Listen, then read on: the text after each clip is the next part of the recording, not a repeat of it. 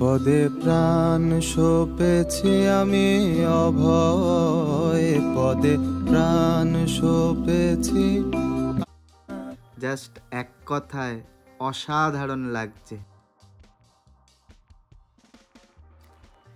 এটা হলো মন্দিরের 5 নম্বর গেট।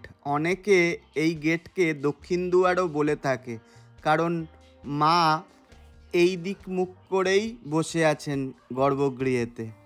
সন্ধেবেলায় এই রূপ মন্দিরের এক কথায় জাস্ট অসাধারণ লাগছে। প্রাণ সপেছি আমি অভয় পদে প্রাণ সপেছি। আপনারা কালী মন্দিরে কিভাবে আসবেন? যারা মেট্রো করে আসবেন দমদম থেকে, তাদের নিয়ারেস্ট মেট্রো স্টপেজ হচ্ছে কালীঘাট স্টেশন।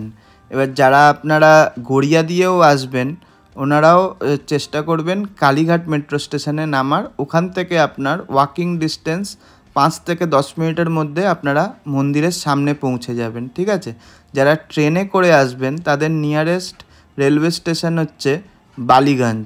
আর বালিগঞ্জ থেকে 2-3 কিলোমিটারের মধ্যেই আপনারা অটো বা বাসে করে মন্দিরে চলে আসতে পারেন। আর যারা বাসে করে আসবেন, হাওড়া থেকে অনেকগুলো বাসই আপনার কালীঘাট বা রাসবিহারিতে আসে। তো কিছু নাম আমি বলে দিচ্ছি: AC12, S12, 12C or 45। আর যারা সল্টলেক থেকে আসবেন, তাদের বাস রুট হচ্ছে AC39, VS2, 3C/1। আপনাদের স্টপেজ হবে রাসবিহারি বা কালীঘাট।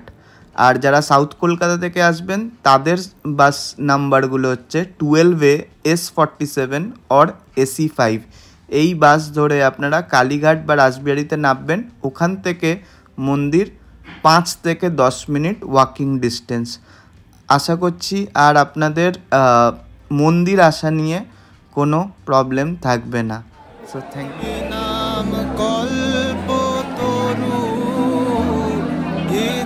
আমি আপনাদের গেট নাম্বার 1 দিয়ে এন্ট্রি করে দেখাবো, চলুন। গেট নাম্বার 1 দিয়ে যখন আপনি এন্ট্রি করবেন, আপনার বাঁ হাতে পড়বে রাধা গোবিন্দ মন্দির। তারপর এখান থেকে এই অনেক দেখুন ভক্তরা আছে, লাইন দিয়ে আপনাকে মায়ের দর্শন করতে হবে। বেরিয়ে দেখবেন গেট নাম্বার 3, আর গেট নাম্বার 3-র ঠিক অপোজিটেই আছে গেট নাম্বার 4। মাঝখানে আছে আপনার গেট 3 আর 4-এর কুণ্ডপুকুর। সন্ধেবেলায় জাস্ট এটা অসাধারণ লাগে।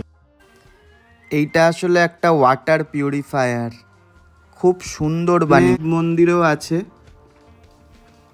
আর আপনার মন্দির থেকে বেরিয়ে ঠিক বাঁ হাতে আপনার পড়বে হচ্ছে নাট মন্দির।